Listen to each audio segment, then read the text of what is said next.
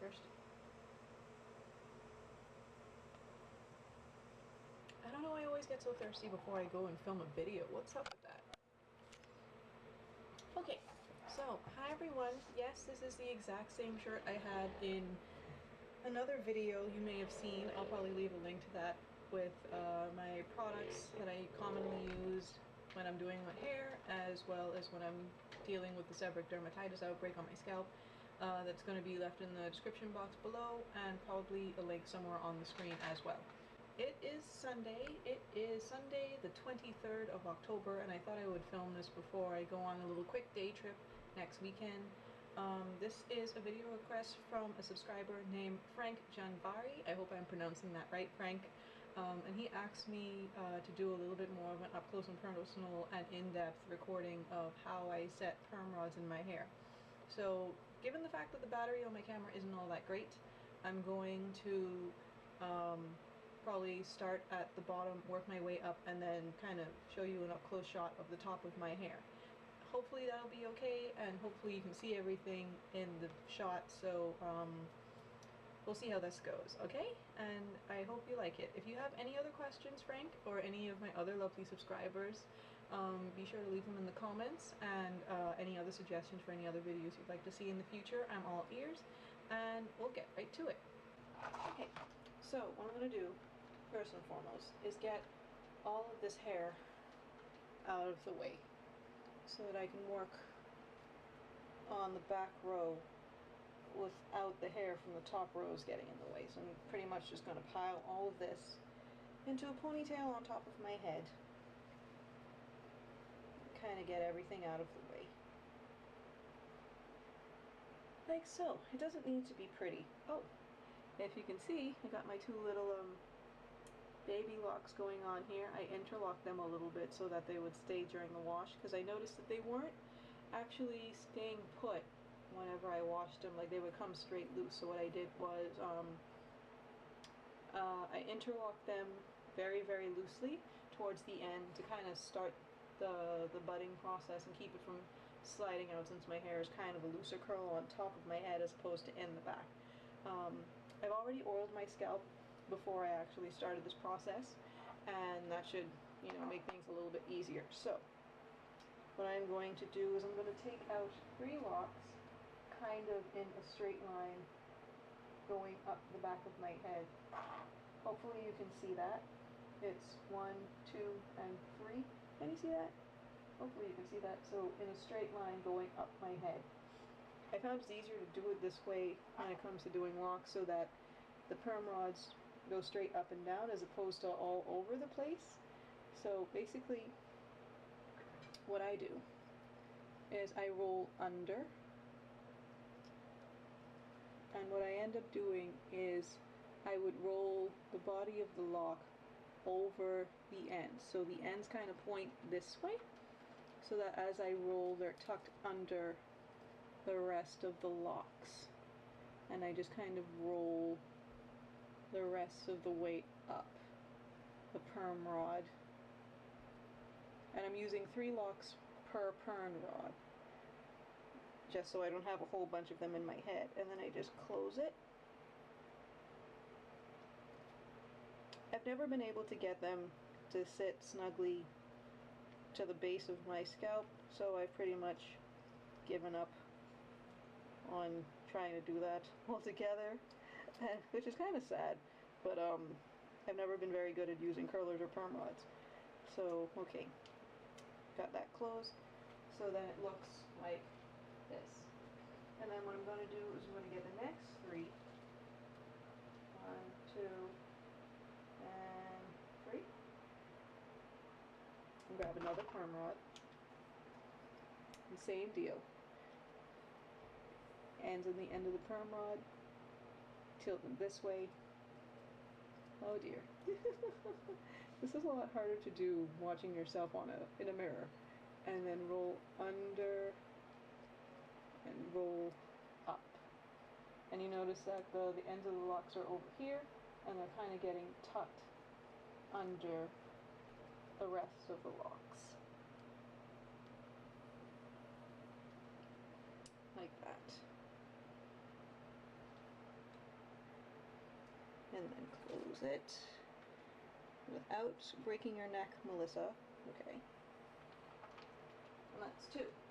So what I'm going to do is I'm going to move up to the next row. And these rows don't always have to be entirely straight, but I find it's easier to get 3 locks that are right next to each other to roll on a perm rod. So I've gotten these 3. Hold on, not you. So I've got these 3. And it's pretty much going to be the exact same process where you roll under, like that, and then roll up. And once you have it up to the top, bring this around and hook up. Now what I noticed is if you want it to get to sit snugly to the head, the elastic band has to end up somewhere near the very root of the lock, and that way you have very little jiggle and wiggle going on. So that is that. So continuing the process, take out another 3 locks, kind of in a straight line here. So 1, 2, 3, those 3.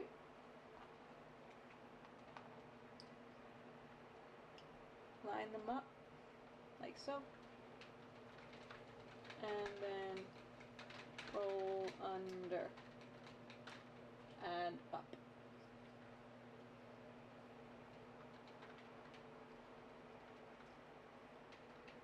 And then bring your elastic band around and to the top, and that's that. Okay, so I'm going to fast forward the video now. Hopefully this isn't too long already, and I'm just going to skip forward to where I'm doing like the last couple rows at the top and show you guys where I'm at when I get there. Okay, so I'll see you soon. Alright, getting to the end. I've done most of my head. I figured I'd show you guys how I do the front. Now, some of these are not going to be in straight rows because, you know, my head is shaped funny, so we're just going to deal with that. So, still going on 3 locks per roller, still rolling under, but I'm less concerned about how these fall because all of them are kind of gonna go wherever, since all of my locks are kind of going in different directions now as I move forward. Okay, that's 1. Alright, so with these 3, notice that they're not all in a straight line. It's kind of like 1, 2, and then 3. They're not completely aligned, but they're close together, so to make the front a little bit neater, just kind of give them a little quick retwist to the root, and then line these up, and then roll up to the top. And then we close the top by taking the cap, putting it in here, and that's that one. Okay.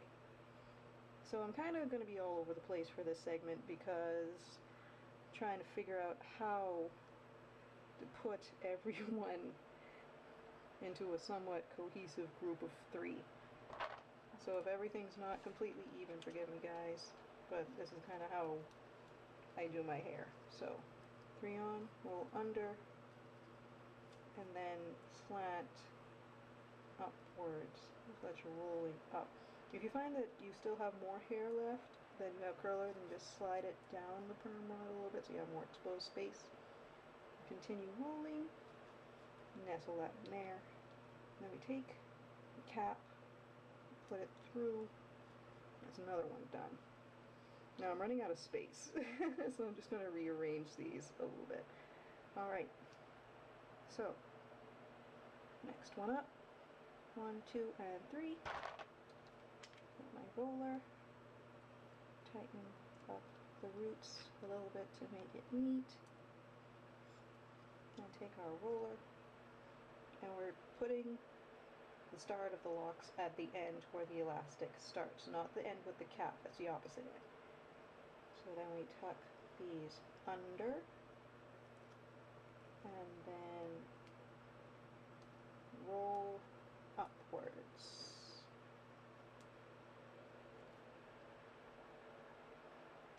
So if you notice, this is going in a completely different direction than all the rest of the curlers. That's fine. That's totally cool. I'm trying to tilt that around so it kind of faces the same direction as everybody else. I don't like doing these super tight because headaches are real. So I have exactly 6 more. So that means I need 2 more curlers and I'll be done. Oh no, actually, I have 5 more. So what I'm going to do, I'm going to do this one by itself. I wish I noticed that earlier. Got an odd man out. Oh well. So, roll. This is probably going to be a tighter curl than all the rest of them because the less locks you put on a perm rod, the looser the curl is going to be. And if you use 1 lock per perm rod, it'll tend to be a little bit tighter. So that's a fun fact for you guys out there. So this one to the end. And if you find that your locks are different lengths, that's okay. What I tend to do is just take the longest one and wrap it around the shorter ones, and then use that to kind of anchor everything in place on the perm rod. So that's that one. Close it off. And now I have 1 more left. Oops. Okay, so tack to the end. Notice that the one in the middle is the shortest, so I'm going to cross these over one another so that it doesn't fall off, and then roll under, making sure that these locks catch the little stubby ends, and then roll under like that, and then cap the top.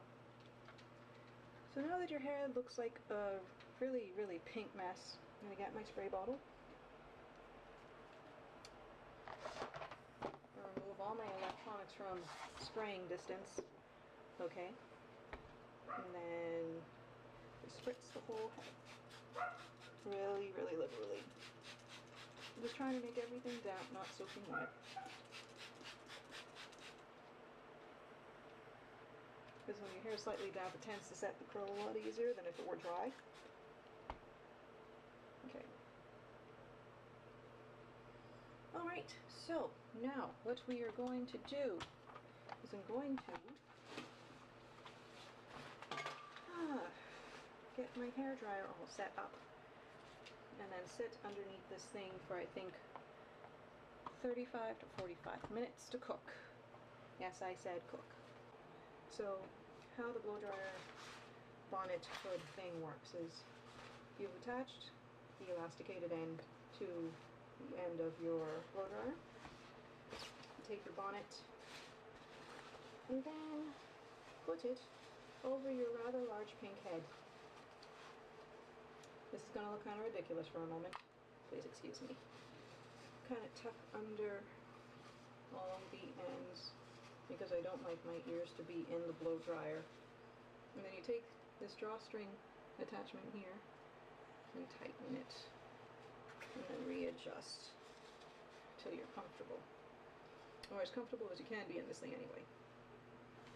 So the directions on this has a warning that says soft hood must be used with dryer on low heat setting only, otherwise I'm guessing that it's going to melt the plastic that this thing is made out of. I don't want melted plastic in my hair, so I'm going to just take its word for it and just use a low heat setting. So I'm going to turn this on and I'll be back in about 45 minutes.